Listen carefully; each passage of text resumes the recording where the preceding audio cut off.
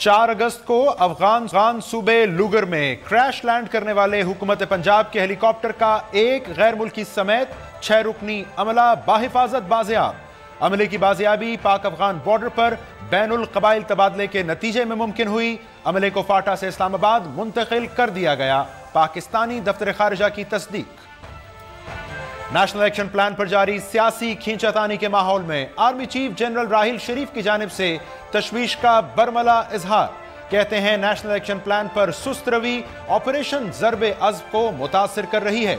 इस नाकामी की जिम्मेदारी कौन कबूल करेगा? और पाकिस्तानी नजात बरतानवी खातून सामिया शाहिद कत्ल केस में अहम तरीन पेशरफ्त। सामिया के पहले शौहर चौधरी शकील ने गला घोंट कर मारने का एतराफ कर लिया। पंजाब पुलिस का दावा, सामिया शाहिद कत्ल केस क्या बरतानिया में मुकीम पाकिस्तानी कम्युनिटी की शनाख्त को मुतासिर कर रहा है? नाज़रीन, प्रोग्राम इन फोकस में खुश आमदीद। मैं हूं जवाद अहमद सिद्दीकी। आज की एक अच्छी और हौसला अफजा खबर, 4 अगस्त को अफगानिस्तान में क्रैश लैंड करने वाले पंजाब हुकूमत के हेलीकॉप्टर के अमले को बाजियाब कर लिया गया है। कुल 6 रुकनी यह अमला था, जिसमें एक रूसी बासिंदा शामिल था। पाकिस्तानी दफ्तर खारिजा के मुताबिक पाकिस्तान अफगान बॉर्डर पर फाटा में एक बैनुल कबाइल तबादला हुआ है, जिसके नतीजे में ये बाजियाबी मुमकिन हुई है। ये अमला खैरियत से है, बाहिफाजत इसको बाजियाब कराया गया है और अब इसको फाटा से इस्लामाबाद मुंतकिल कर दिया गया है। बाद में आने वाली मीडिया इत्तलात के मुताबिक ये बाजियाबी एक भारी तावान के बदले मुमकिन हुई है। अब सो हकीकत क्या है, हकाइक क्या हैं, जानने की कोशिश करते हैं। मुझे इस वक्त टेलीफोन लाइन पर ज्वाइन कर रहे हैं सीनियर सहाफ़ी और माहिर अफगान उमूर जनाब खान साहब। ताहिर साहब, बहुत शुक्रिया आपके वक्त का। आपने कल भी इसी मौजू पर हमारे प्रोग्राम में शिरकत की और आज ये अच्छी खबर दफ्तर खारिजा ने दी, बाजियाबी की। सो ये कैसी बैनुल कबाइल तबादला था? जज्बा खैर सगाली था, कुछ अफराद का तबादला हुआ है या तावान दिया गया? आपकी मालूमात क्या है? मेरी नजर में कबाइल वाला लफ्ज जो इस्तेमाल हुआ है वजारत खारजा के बयान में, ये वैसे कोई ना कोई चीज तो हुकूमत पाकिस्तान की जानिब से सामने आनी थी। इस तरह नहीं होगा, नहीं हुआ होगा। लेकिन चूंकि पाकिस्तान के लिए शायद ये मेरे ख्याल में मुनासिब नहीं होगा कि वो बरह रास्त ये कहे कि तालिबान से उनकी बातचीत हुई है और उनके नतीजे में ये रिहाई सामने आई है। लेकिन मुमकिन है कि वहां से भी कुछ लोगों ने कबायली मशरान को दिया हो। असल में जब हकायक सामने नहीं आएंगे तो फिर वजाहतों के लिए वजारत खारिजा भी या और लोग भी इसी तरह के बयान देंगे। लेकिन कुछ चीजें सामने आनी चाहिए कि मामला किस तरह हुआ है, क्योंकि अफगानिस्तान में भी यही लोग कह रहे हैं। आज बल्कि मैं पुराने तालिबान के बयान पढ़ रहा था इसकी रिहाई के बाद, वो भी पूछ रहे हैं तालिबान से कि किस तरीके क्या मामला हुआ है। कुछ न कुछ तो जरूर इसलिए हुआ है कि 9 दिन तक अगर पाकिस्तानी और एक रूसी अमला तालिबान के साथ था और वो रिहा हुआ है तो कुछ न कुछ जरूर हुआ है। मैंने जो सुना है, मेरे पास ज्यादा उसकी वो तस्दीक में नहीं कर सकता, लेकिन ये भी मैंने सुना है कि शायद कुछ लोग तालिबान के पाकिस्तान ने हैंड ओवर किए हैं, रिहा किए हैं। लेकिन सरकारी तौर पे ना तो पाकिस्तानी हुकूमत ने, ना वजारत खारजा ने, ना और लोगों ने जो इस मामले में वो उनका रोल था, ना उन्होंने कुछ कहा है, ना तालिबान ने कुछ कहा है। क्योंकि तालिबान भी इस मामले पे बाकायदा तौर पर कोई चीज कहने वाले नहीं है। तो इस वजह से कुछ चीजें तो अभी तक इसका मतलब है अमूमन ऐसे मामलात में सिर्फ जज्बा खैर सगाली कार फरमा नहीं होता, कुछ ना कुछ तबादला होता है, आप ये फरमा रहे हैं? मतलब एक इम्कान इसका हो सकता है। इसमें तो खैर सगाली वाला तो अगर मामला होता तो कोई ना कोई तो बाकायदा तौर पर कह देता, क्योंकि वजारत खारिजा वाले बयान में भी खैर सगाली वाला लफ्ज नहीं है। तालिबान तो बिल्कुल खामोश है, बल्कि तालिबान जो लोग पहले से हमें कुछ न कुछ कहते थे, वो लोग कह रहे कि हमें तो इसका इल्म ही नहीं है। मतलब इसका ये मेरी नजर में ये जो हुआ है ये बड़े आला सतह पे हुआ है, तालिबान का भी और हुकूमत पाकिस्तान का भी या दीगर इदारों का भी। तो लेकिन चलो अच्छी खबर है कि पाकिस्तानी अमला आ गया है। लेकिन सवाल जरूर रहेंगे कि क्यों 9 दिन अगर रिहा करना ही था तो 9 दिन के बाद क्यों? क्योंकि ये मैंने सुना था कि तालिबान के ने जब इसको कंट्रोल किया था तो बहुत जल्द उन्होंने इनको किसी ऐसी जगह मुंतकिल किया था सरहद के करीब जहां उनको हवाले करना था। लेकिन बल्कि 2 दिन पहले ये मैंने सुना कि बातचीत चल रही थी और अचानक बातचीत का सिलसिला रुक गया और लोगों को करीब लाया गया था, वहां से वापस ले गए थे। अजीब अजीब सी खबरें मतलब है कि सामने आई है। मेरी नजर में मुमकिन है कि कुछ चीजें अगर लोग समझते हैं कि शुकूक ना हो, सवालात ना हो, तो अगर उनकी मजीद वजाहत हो जाए तो शायद आपके लिए भी सवालात پھر آپ کے پاس نہیں رہیں گی. تو طاہر صاحب اب یہ بہرحال جذبہ خیر سگالی تھا یا کچھ تبادلہ ہوا ہے, انتہائی مختصراً اثر و رسوخ تو بہرحال کسی نہ کسی لیول پر استعمال ہوا ہے, تو یہ پاکستان نے براہ راست کیا ہے یا افغان حکومت کے اثر و رسوخ کے نتیجے میں بازیابی ہوئی ہے؟ مختصراً. افغان حکومت کا کوئی کردار نہیں رہا. وہ طالبان نے بھی واضح کیا تھا پہلے دن کہ نہ افغان حکومت کا کردار ہوگا نہ نیٹو کا کردار ہوگا. ویسے بھی افغان حکومت کا زیادہ فوکس توجہ اس پہ ابھی تک ہے کہ ہیلی کاپٹر وہی ہے کہ نہیں ہے جس کی اجازت دی گئی تھی. طالبان کا بالکل براہ راست ہوا ہے, حکومت پاکستان سے ہوا ہے, لیکن آپ کو یہ معلوم ہوگا کہ ان معاملات میں سیاسی حکومت کا, وزارت خارجہ کا کوئی کردار نہیں ہوتا. یہ ان لوگوں کے درمیان اور افغان حکومت طالبان کے درمیان براہ راست ہوا ہے. اور دلچسپ بات ہے کہ لوگر صوبہ جو ہے یہ طالبان کی جو ایک ملٹری تقسیم ہے یہ سراج الدین حقانی کے ساتھ ہے جو طالبان کے نائب امیر ہے. ممکن ہے کہ ان کا حکومت پاکستان کے ساتھ یا دیگر اداروں کے ساتھ براہ راست مذاکرات کے نتیجے میں یہ بات بہت شکریہ آپ ہمیں بارے میں اپنا رائے اور تجزیہ دے رہے تھے. ناظرین بہرحال جہاں یہ ایک اچھی خبر ہے کہ اس حملے کی باحفاظت بازیابی ممکن ہوئی ہے, جیسا کہ طاہر خان صاحب بھی نشاندہی کر رہے تھے, بہرحال بہت سے امور ایسے ہیں جن پر مزید وضاحت اور جن کے حوالے سے مزید حقائق کا سامنے آنا ضروری ہے. پروگرام میں ایک بریک شامل کریں گے. نیشنل ایکشن پلان پر سست پیش رفت اور اس کی سست پیروی کے حوالے سے گزشتہ روز آرمی چیف کی جانب سے جی ایچ کیو میں برملا اظہار تشویش کیا گیا, اس پر کچھ مزید بات کرتے ہیں پروگرام کے اگلے حصے.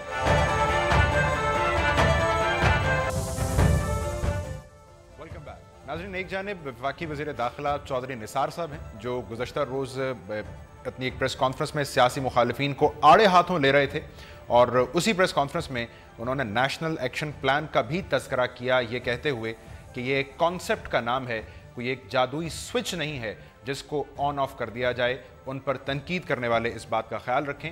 تو دوسری جانب اسی وقت جی ایچ کیو میں ایک اعلیٰ سطح کا اجلاس جاری تھا آرمی چیف کی زیر صدارت, جس کے اختتام پر یہ بیان ہمارے سامنے آیا. آرمی چیف نے فرمایا کہ نیشنل ایکشن پلان پر جو مناسب پیش رفت کا نہ ہونا ہے وہ بنیادی طور پر ضرب عضب کو متاثر کر رہا ہے, اس طرح کہ ضرب عضب کے جو نتائج ابھی تک ملے ہیں وہ متاثر ہو رہے ہیں. انہوں نے کہا جب تک تمام تر خامیوں کو ایڈریس نہیں کیا جاتا, ان کا حل نہیں نکالا جاتا, دہشت گردی کا جڑ سے خاتمہ پاکستان میں ممکن نہیں ہے. تو یہ صورتحال کتنی گھمبیر ہے, اس کو کتنا پیچیدہ سمجھا جائے, صوبے کیا کر رہے ہیں, وفاق کہاں کھڑا ہے, سیکیورٹی اداروں نے کیا ڈیلیور کیا ہے, اور سب سے بڑھ کر کہ نیشنل ایکشن پلان پر اگر عمل درآمد مناسب طریقے سے نہیں ہوا, پیش رفت ٹھیک نہیں ہوئی اس کے اوپر, تو اس کا اصل ذمہ دار ہے کون. اسی پر ہم بات کریں گے. پیپلز پارٹی کے سینئر رہنما ہیں سینیٹر سعید غنی صاحب, اب صوبائی حکومت سندھ کی اس کے مشیر برائے لیبر بھی ہیں. سعید غنی صاحب بہت شکریہ آپ کے وقت کا.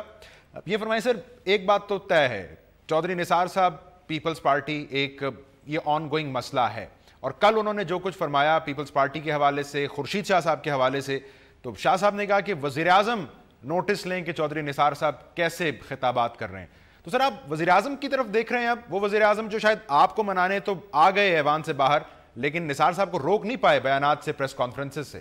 دیکھیں چودھری نثار علی خان صاحب, یہ سارے ملک کو پتہ ہے کہ وزیر اعظم صاحب کی بھی نہیں سنتے ہیں, اور آپ کو یاد ہوگا کچھ عرصہ پہلے وہ وزیر اعظم صاحب سے ناراض ہو گئے تھے اور جا کر اپنے گھر بیٹھ گئے تھے, اور کئی دنوں تک جو ہے وہ وزارت داخلہ جو ہے وہ خالی پڑی رہی, اور ان دنوں میں جب آپ کا ملک دہشت گردی کے خلاف ایک جنگ میں مصروف ہے. اس کے علاوہ وزیر خزانہ, وزیر دفاع اور بھی شاید چند وزراء ہوں گے جن کے ساتھ ہی ہاتھ ملانا بھی پسند نہیں فرماتے ہیں.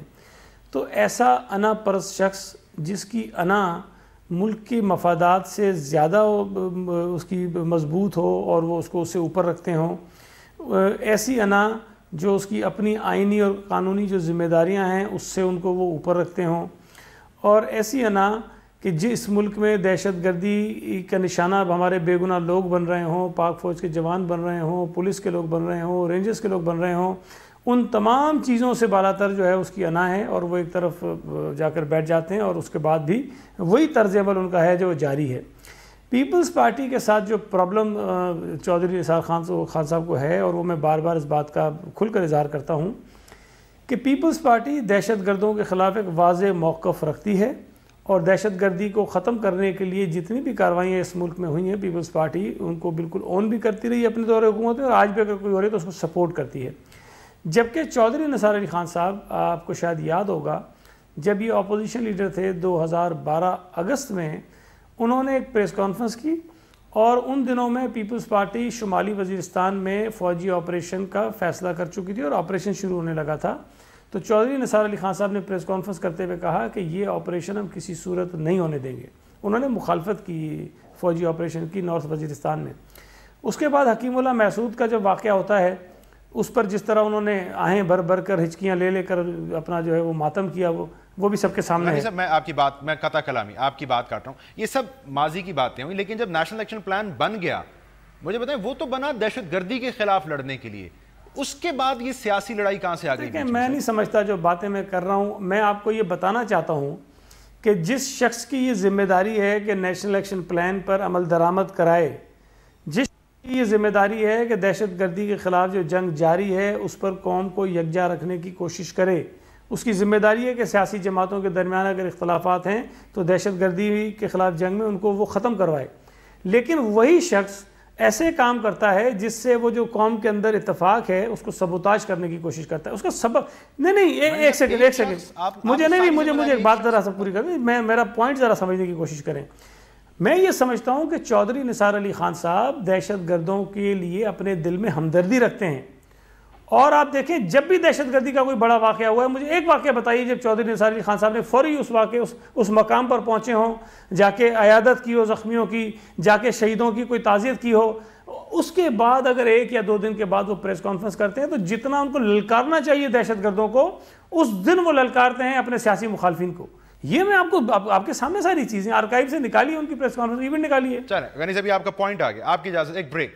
آپ یہ فرما رہے ہیں کہ سافٹ کارنر رکھتے ہیں چودھری نثار صاحب دہشت گردوں کے لیے. تو ناظرین، اس حالت میں ہم نے وہ جو ان ایڈیکوینسیز ہیں نیشنل الیکشن پلان کی، جن کا حوالہ آرمی چیف دے رہے ہیں، اس نیشنل الیکشن پلان کا کرنا کیا ہے؟ غنی صاحب سے بات کرتے ہیں اس بریک کے بعد.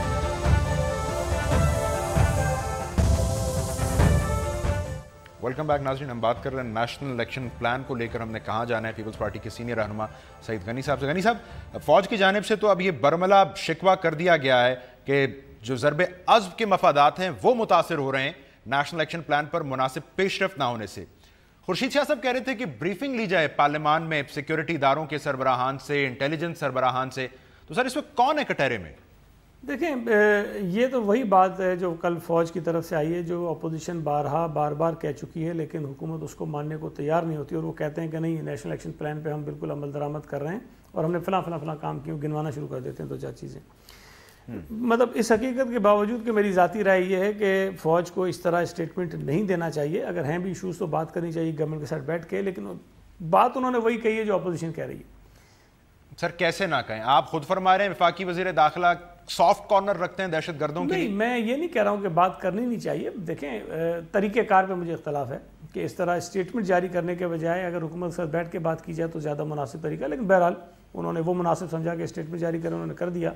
لیکن ہمارا بھی یہ موقف ہے کہ نیشنل الیکشن پلان پہ جس طرح عمل درآمد ہونا چاہیے وہ نہیں ہو رہا. اس کا سبب ہے، آپ کو یاد ہوگا جب یہ APS کا واقعہ ہوا، اس کے بعد تمام سیاسی جماعتیں مل کے بیٹھیں. اس کے بعد انہوں نے کچھ سر جوڑ کر کوئی سوچ بچار کی اور کوئی راستہ نکالنے کی کوشش کی کہ دہشت گردوں کو کس طرح سے اس ملک سے ختم کیا جائے.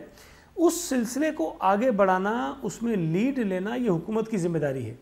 یہ ہماری ذمہ داری نہیں ہے. ہم بالکل ذمہ داری سب تک ہیں کہ ہم ان کے ساتھ چلیں اور ان کو ان کے راستے میں مشکلات نہ پیدا کریں. لیکن اگر حکومت خود یہ طے کر لے کہ ہم نے ڈنڈے اور پتھر برسانے ہیں اپوزیشن کے اوپر اور ہم نے ان کو جو ہے ساتھ لے کر چلنا ہی نہیں ہے، تو پھر تو یہ میں سمجھتا ہوں کہ تو غنی صاحب، حکومت تو پھر صوبوں کی بھی ہے نا. یہ جو تحفظات کی ایک فہرست ہے، تحفظ پاکستان ایکٹ کا لیپس کر جانا، سندھ اور پنجاب میں رینجز کے خصوصی اختیارات پر سیاسی قیادت کی ہچکچاہٹ ہے، دہشت گردی کے مقدمات کی مناسب پیروی نہ ہونا ہے، سویلین جو سیکیورٹی ادارے ہیں ان کی کیپیسٹی بلڈنگ کا مسئلہ ہے. پھر تو صوبے بھی ذمہ دار ہوئے. دیکھیں، ہر صوبے میں ایپیکس کمیٹیز بنی ہوئی ہیں اور وفاقی سطح پر بھی ہیں. مجھے اب بتائیے کہ صوبہ سندھ کے علاوہ کسی اور صوبے میں یا مرکز میں کتنی میٹنگز ہوئی ہیں آپ کی ان ایپیکس کمیٹیز کی، جن میں بیٹھ کر صوبے کے جو لا اینڈ آرڈر کی صورت ہے اس پہ غور کیا جاتا ہے، جس میں اپنے ویوز ایکسچینج کیے جاتے ہیں. کسی صوبے میں آپ کو نظر نہیں آئے گا. صوبہ سندھ میں ریگولرلی ہوتی ہیں، شاید ہر مہینے ہو جاتی ہے، کبھی کبھی مہینے میں 2 بھی ہو جاتی ہیں. سندھ گورنمنٹ اس کو کر رہی ہے. رینجرز، لیکن غنی صاحب پھر سوال ہے نا، ان میٹنگز ان کمیٹیز کے رہتے رینجرز کے حوالے سے آپ کے کتنے فاصلے سے بات نہیں، میری آپ نے رینجرز کے اختیارات کی بات کی. کراچی میں رینجرز کو جو اختیارات دینے کا فیصلہ ہوا تھا وہ بھی ایک آل پارٹیز کانفرنس طرز پہ ایک اجلاس ہوا کراچی میں. وزیر اعظم بھی تھے, آرمی چیف بھی تھے اور تمام مطلب انٹر کے سربراہان موجود تھے. وہاں یہ طے ہوا کہ کراچی کے حالات چونکہ بہت خراب ہیں, یہاں پر آپریشن کرنے کے لیے رینجرز کو پولیس کے کچھ اختیارات دیے جائیں, اور وہ اختیارات سندھ گورنمنٹ نے دیے اس فیصلے کی روشنی میں.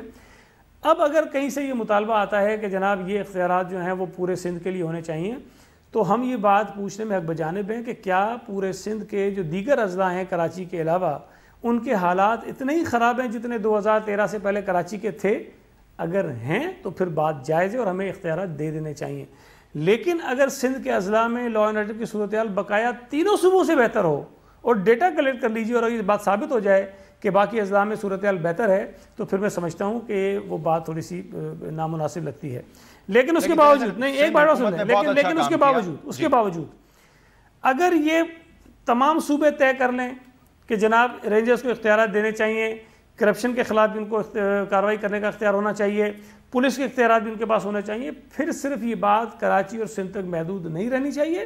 سب بیٹھ کر فیصلہ کریں, چاروں صوبوں میں دیں, اسلام آباد میں دیں, بقیہ علاقوں میں دیں. جب سب کو دینا شروع کریں گے ہم بھی تیار ہو جائیں گے. نہیں تو صاحب ایک تو طے ہے نا, جن ان ایڈیکوینسیز کا کہہ رہے ہیں آرمی چیف, ذمہ دار تو بہرحال پھر سول حکومت ہی ہے خامی کی.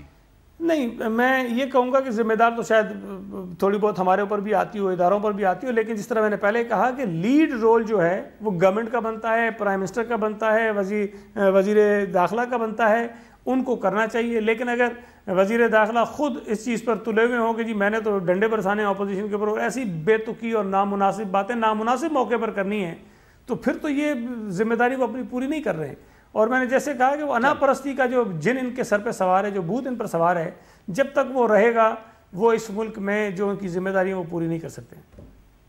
تو غنی صاحب, یہ تحفظ پاکستان ایکٹ جن حالات کے لیے بنایا گیا تھا وہ ابھی بھی ہیں حالات, یا آپ کو لگتا ہے کہ اب رینجرز کے پاس جو اختیارات ہیں وہ کافی ہیں نیب کی ضروریات پورا کرنے کے لیے؟ تحفظ پاکستان جو ایکٹ تھا اس میں صرف رینجرز کے وہ 90 ڈیز کے اختیارات کی بات نہیں تھی. 90 ڈیز کے اختیارات جتنے بھی رینجرز نے استعمال کیے وہ موسٹلی انہوں نے انسداد دہشت گردی کا جو قانون ہے اس میں جو امینڈمنٹس ہوئی تھیں اس کے تحت انہوں نے استعمال کیے ہیں. باقی جو پروٹیکشن آف پاکستان کا قانون ہے اس میں کچھ اور چیزیں تھیں. اس میں اگر آپ یہ جو 90 ڈیز کی بات کرتے ہیں تو اس میں بہت سارے افراد ایسے ہیں جن کو پاک فوج نے مختلف جگہوں سے پکڑا ہوا تھا اور وہ عدالتوں میں پیش نہیں ہو رہے تھے کسی بھی سبب سے. تو اس قانون میں یہ گنجائش رکھی گئی کہ وہ تمام افراد جو پکڑے گئے ہیں یا جو گرفتار ہیں, یہ اس کا جو اطلاق ہے وہ ان دنوں سے کیا گیا جس تاریخ کو وہ لوگ پکڑے گئے ہوں گے, تو ان کو یہ ٹریٹ کیا جائے گا کہ وہ جی فارملی قانونی طور پر جو ہے وہ کسٹڈی کے اندر ہیں. تو یہ ایک بہت بڑا کام تھا جو کیا گیا تھا. لیکن اب اگر دوبارہ اس کو ریوائیو کرنے کی بات ہے پوپا کو, یا اینٹی ٹیررزم ایکٹ میں ترمیم کی بات ہے, تو میرا خیال ہے کہ اس پہ مزید بات چیت ہوگی اور دیکھا جائے گا کہ جن حالات میں یہ اختیارات دیے گئے تھے, جن مقاصد کے لیے دیے گئے تھے. Sir towards the very end army chief کہتے ہیں جی بعض حلقوں کی جانب سے جس طرح کی رائے کا اظہار کیا جا رہا ہے یہ قومی سطح پر کی جانے والی کوششوں اور یکجہتی کو متاثر کر رہی ہیں. یقیناً حوالہ ہے محمود خان اچکزئی صاحب کے پارلیمان میں کہے گئے الفاظ کا. تو سر واقعی پارلیمان میں کوئی ایسی بات ہو رہی ہے جس سے قومی یکجہتی اداروں کے مورال پر اثر پڑ رہا ہے؟ پھر دیکھیں, میں نے اچکزئی صاحب کی تقریر نہیں سنی, ممکن ہے انہوں نے کچھ الفاظ ایسے کہہ دیے ہوں یا کچھ باتیں کہی ہوں جو نہیں کہی جانی چاہیے, لیکن یہ بھی بڑا میں سمجھتا ہوں کہ نامناسب بات ہوگی کہ اگر ایک بڑا دہشت گردی کا واقعہ ہو اور اگر کراچی میں ہو جائے تو سندھ حکومت کے اوپر آپ جس طرح سے چاہیں تنقید کریں, اس وقت آپ اداروں کی بات نہیں کرتے ہیں. لیکن اگر کہیں اور ہوا ہے اور کچھ اداروں کی ذمہ داریاں بھی ہیں اور اگر ہمیں محسوس ہو کہ وہ ذمہ داریاں پوری نہیں کی گئی ہیں, تو میرا نہیں خیال کہ یہ بری بات ہے کہ ہم یہ پوچھیں کہ جناب آپ کی جو ذمہ داری تھی آپ نے کس قدر پوری کی. آپ یہ فرما رہے ہیں کہ رکن پارلیمنٹ کا حق ہے کہ پارلیمنٹ میں اظہار خیال کرے, چاہے کسی بھی رکن پارلیمنٹ کا نہیں, ہر پاکستانی کا حق ہے کہ اگر میرے پاس کچھ اختیارات ہیں, میری کچھ ذمہ داریاں ہیں, اور اگر وہ کوئی محسوس کرتا ہے پاکستانی کہ میں نے پوری نہیں کی ہیں, تو مجھ سے سوال کرنے کا اس کو بالکل حق ہے. لیکن وہ ایک محدود اور مناسب دائرے کے اندر ہونی چاہیے باتیں. جس طرح میں نے کہا کہ پاک فوج کو یہ باتیں شاید بیان دینے کے علاوہ کسی اور طریقے سے کرتے تو مناسب تھا, اسی لیے میں سمجھتا ہوں کہ وہ باتیں اگر ہم کسی اور طریقے سے بھی کی جا سکتی ہیں, لیکن بہرحال ہمیں پوچھنے کا حق ضرور ہے. बहुत शुक्रिया सईद गनी साहब, पीपल्स पार्टी के सीनियर रहनुमा हमसे बात कर रहे थे। नाज़रीन, प्रोग्राम में एक ब्रेक शामिल करेंगे। प्रोग्राम के अगले हिस्से में पाकिस्तानी निजात बरतानवी खातून सामिया शाहिद कत्ल केस की बात करेंगे, जिसकी बज़ाहिर जिम्मेदारी अब सामिया शाहिद के पहले शौहर ने कबूल कर ली है, पुलिस जरा ये बता रहे हैं। After short break.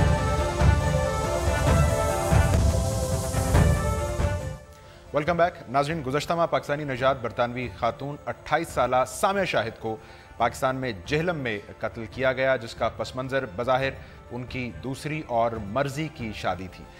उनके अहल खाना ने इब्तदा में ये कहा कि उनको हार्ट अटैक हुआ, बाद में उनकी ख़ुदकुशी का कहा, लेकिन आज इस केस में अहम तरीन पेशरफ्त हुई है। सामिया के पहले शौहर चौधरी शकील ने ये एतराफ़ किया है कि उसने गला घोंट कर सामिया शाहिद का कत्ल किया है। अब ये भी हमारे जहन में है नाज़रीन कि पाकिस्तानी निजात बरतानवी ख़वातीन जिनका पाकिस्तान आना जाना रहा, पाकिस्तान से जिनका एक ताल्लुक़ है, उनका फोर्स्ड मैरिजेस का एक बड़ा मसला रहा है। लेकिन अब पाकिस्तानी निजात बरतानवी ख़वातीन की पाकिस्तान में ऑनर किलिंग बज़ाहिर इसी अहम मामले का एक ज़्यादा तशवीशनाक पहलू और ज़ाविया है। इस तरह के वाक़यात का बहरहाल जो बरतानिया में मुकीम पाकिस्तानी कम्यूनिटी है उस पर क्या असर पड़ता है और इन वाक़यात का तदारुक कैसे मुमकिन है, अगर मुमकिन है, इस पर बात करने के लिए मुझे इस वक्त प्रोग्राम में ज्वाइन कर रही हैं आप ऑक्सफोर्ड यूनिवर्सिटी के सोशल साइंसेज डिपार्टमेंट से वाबस्ता लेक्चरर हैं, बरतानिया से तशरीफ़ लाई हैं और मुझे इस वक्त प्रोग्राम में ज्वाइन कर रही हैं डॉक्टर सुंदस अली। डॉक्टर साहब, बहुत शुक्रिया आपके वक्त का। सबसे पहले ये बताइए, इस तरह के दिलखराश वाक़यात, इनका इम्पैक्ट क्या है? अब जो सामिया शाहिद का कत्ल है, इसको बरतानिया में कैसे देखा जा रहा है? एक जुर्म हुआ है पाकिस्तान में, कत्ल हुआ है, या पाकिस्तानी माशरे का एक सुवेयर सोशल एटीट्यूड के तौर पर देखा जा रहा है? जी Jawad, thank you very much for your question and for having me on your show. I think ये एक ऐसा सोशल इशू है इन ब्रिटेन जो एक काफ़ी डेकेड से इट्स एग्जिस्टेंस में है वहाँ पे, और ये एक सिर्फ एटीट्यूड्स का इशू नहीं है वहाँ पे। दिस इज़ अब ये इलीगल है। फोर्स मैरिजेस, ऑनर किलिंग्स अब इलीगल हो गई हैं रिसेंटली 2014 में, जो एक रिसेंट जो anti social behaviour crime and policing act की वजह से। अब मैं यहाँ पे पाकिस्तान में आके जब टीचिंग और रिसर्च अपनी यहाँ पे करती हूँ तो मुझे नज़र आ रहा है कि यहाँ पे जो इश्यूज़ जो ब्रिटिश मुस्लिम कम्युनिटी के हैं उनके रूट कॉजेज़ पाकिस्तान की सोसाइटी से ही हैं। तो मैं तो दोनों सोसाइटीज़ में पैरेलल्स ड्रॉ कर रही हूँ और देख रही हूँ कि वहाँ पे ये केस एक बहुत बड़ा अभी केस है, और पाकिस्तान में भी बहुत अटेंशन इस केस को मिली है, बिकॉज़ ये एक हमें एक बहुत ही बड़ा सोशल इशू हाईलाइट कर रहा है, जो ये है कि मुस्लिम वुमेन और मुस्लिम मेन का इशू कि यहाँ पे इनजस्टिस हो रहा है, यहाँ पे मुस्लिम वुमेन को ऑप्रेस किया जा रहा है, और ये it continues to plague the society in Britain. और ये जो परसेप्शन है ब्रिटिश मुस्लिम्स की, उसको और भी ज़्यादा नेगेटिव दिखाया जा रहा है। जब हम बरतानिया में मुकीम पाकिस्तानी कम्युनिटी की आइडेंटिटी की बात करते हैं, इस तरह के वाक़यात उन्हें डेंट कैसे करते हैं? बिकॉज़ ये एक जो एग्जिस्टिंग इश्यूज़ हैं उनको परपेचुएट करते हैं। It's a cycle of abuse in terms of women की अब्यूज़ हो रही है यहाँ पे, उनको अप्रेस किया जा रहा है, और ये एक वाइडली हेल्ड परसेप्शन है जो मैंने अपनी जिनसे भी मुस्लिम्स एंड नॉन मुस्लिम से बात की अपनी रिसर्च के लिए, कि the Muslim community is backward, वो प्रोग्रेस नहीं करना चाह रहे, इंटीग्रेट नहीं करना चाह रहे, उनकी आइडेंटिटी ट्रूली ब्रिटिश नहीं है, वो हमारे वैल्यूज़ जो वेस्टर्न वैल्यूज़ हैं उनको क्यों नहीं अडॉप्ट करते। और ये जो सामिया शाहिद का केस है, ये एक्चुअली एक हाईलाइट करता है, जिसमें हमें नज़र आ रहा है कि अभी भी पाकिस्तानी मुस्लिम कम्युनिटीज़ में जो उनकी वैल्यूज़ हैं फोर्स मैरिजेस की, ऑनर किलिंग्स की, वो बहुत ही डिफरेंट हैं वेस्टर्न डेमोक्रेटिक वैल्यूज़ से। अब ये एक बहुत डिफरेंट डिस्कशन है कि हमने वो डेमोक्रेटिक वैल्यूज़ को अडॉप्ट करना है कि नहीं, लेकिन ये एक उनको जो ब्रिटिश मुस्लिम्स की आइडेंटिटी है उसको और भी ज़्यादा डेंट करता है। इट शोज़ कि वुमेन आर बीइंग अप्रेस्ड, और ये एक ह्यूमन राइट्स का वायलेशन है। आपने अपनी रिसर्च का हवाला दिया, आपकी रिसर्च है मुस्लिम कम्युनिटी इन ब्रिटेन के हवाले से, PhD आपकी रिसर्च है, तो उसकी की फाइंडिंग्स और सामिया शाहिद कत्ल के बाद की जो सूरत हाल है, इसका कोरिलेशन क्या सामने आया? जो मेरी रिसर्च फाइंडिंग्स थी उसमें लार्जली मैंने फाइंड ये किया था कि the large majority of British Muslims they do want to integrate, वो इंटीग्रेट करना चाहते हैं, लेकिन एक एलियनेटेड कम्युनिटी भी है जो एक्सट्रीमिज़म की वजह से, डेप्रिवेशन की वजह से इंटीग्रेट नहीं कर पा रहे। और ये सामिया शाहिद का केस हाईलाइट करता है I think an issue of deprivation. I think कुछ कम्युनिटीज़ हैं انگلینڈ میں اینڈ ویلز میں ان دا UK جو برٹش مسلم کمیونٹیز جو ڈیپریویشن کی وجہ سے ان کو وہ سیم اپرچونیٹیز نہیں مل پا رہی ہیں جو ڈفرینٹ نان ڈپرائیوڈ کمیونٹیز کو مل رہی ہیں. تو اس پاورٹی اور ڈیپریویشن کی وجہ سے ان کی ایجوکیشن, ان کی امپلائمنٹ, یہ ساری چیزیں امپیکٹ کرتی ہیں اور ان کی جو لائف میں اپرچونیٹیز ہیں وہ کم ہیں, ایکسپوجر کم ہے. اینڈ آئی تھنک یہ جو ایلڈر جنریشن ہے اور جو نیو جنریشن ہے مسلمس کی, ان کے بیچ میں ایک سوشل ڈسکنیکٹ ہے اور یہ میری ریسرچ میں ہائی لائٹ ہوا تھا اور یہ سامیہ شاہد کا کیس یہی ہمیں ڈیمونسٹریٹ کر رہا ہے کہ یہاں پہ ایک ان کے جو پیرنٹس تھے ان کی ان کی جو فرسٹ میرج تھی ان کے پیرنٹس کی مرضی سے تھی, سیکنڈ ان کی, اور پاکستانی کمیونٹی کی جو انٹیگریٹ کرنے کی خواہش ہے اس پر آپ کی فائنڈنگز کیا ہیں؟ یہ خواہش ہے یا بہرحال وہ پاکستان کے حوالے سے ایک اپنی یونیک آئیڈینٹی رکھنا چاہتے ہیں جو بظاہر بعد مسئلے کا سبب بنتی ہے؟ آپ کی فائنڈنگز کیا؟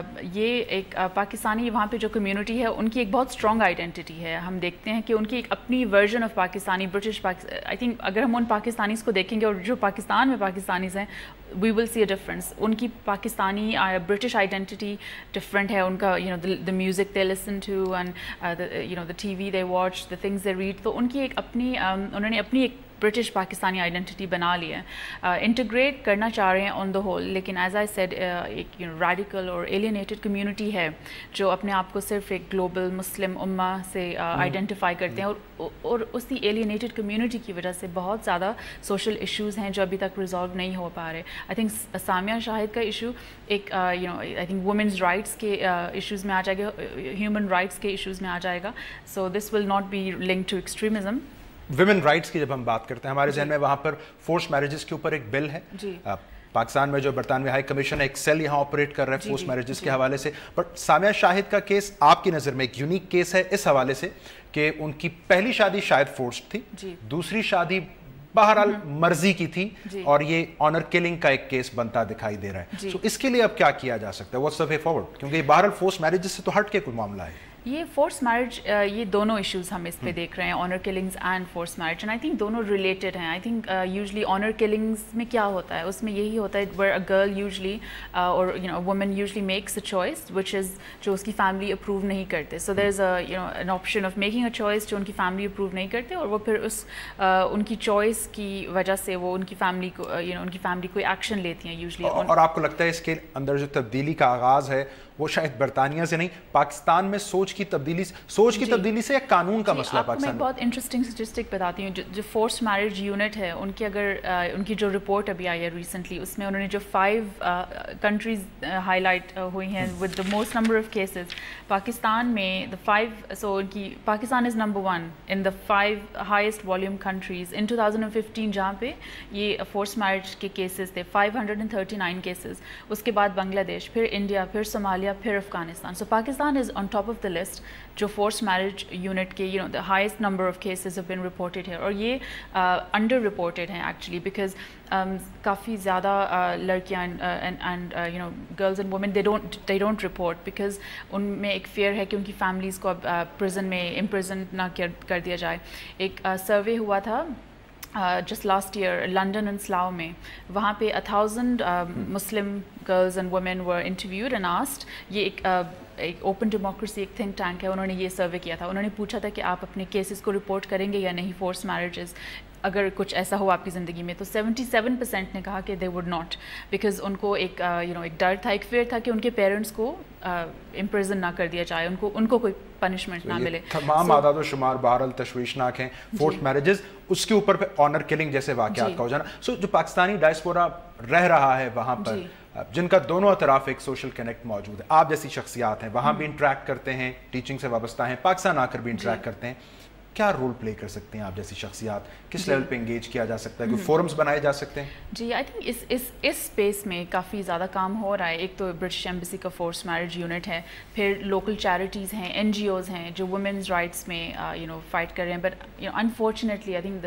یہ ایک بہت ہی ڈیفیکلٹ ایشو ہے جس میں ہم بہت ہی ڈیفیکلٹ ہوگا ٹو ریئلی کائنڈ آف اس سوسائٹی کو انگیج کرنا, because women are usually very, ان میں ایک بہت ہی ایک شیم کی ایسپیکٹ ہوتی ہے کہ اگر ہم اپنی بتائیں گے تو shame, there is even a book called shame which is about a woman who you know run away from home because اس فورس میرج کو اسکیپ کیا. تو وہ بک بہت ہی انٹرسٹنگ ہے. اس میں ہمیں یہی ایک ایلیمنٹ آف شیم ہے جو مسلم وومن یو نو اس کو ہائڈ کرنے کے لیے وہ رپورٹ نہیں کرتی. تو یہ ایک آئی تھنک یہ ہماری سوسائٹی میں ابھی بہت اس میں ٹائم لگے گا to really change the values of women کے رولز کیا ہیں اور ان کو the right to choose who to marry. Pakistan میں یہ پرابلم آئی تھنک مچ بگر ہے. ایڈریس بھی اس کا مطلب ہے یہیں سے ہونا شروع ہوگا. جی بہت شکریہ ڈاکٹر سندس علی, آپ برطانیہ سے تشریف لائیں, ہمارے پروگرام کے لیے آپ نے وقت نکالا. بنیادی طور پر ناظرین ڈاکٹر صاحب فرما رہی تھیں کہ پاکستانی نژاد برطانوی خواتین کو فورسڈ میرجز یا اب بظاہر اگر آنر کلنگ جیسے سنجیدہ جان لیوا مسائل کا سامنا ہے, اب اس کے لیے جو تبدیلی کا آغاز ہے وہ ہمارے ہاں معاشرے کی سوچ کی تبدیلی سے ہی ہوگا, اور ضمن میں یقیناً جو قانون سازی ہے اس کی ضرورت اپنی جگہ پہ موجود ہے. اس پروگرام سے اتنا ہی. پروگرام دیکھنے کا شکریہ.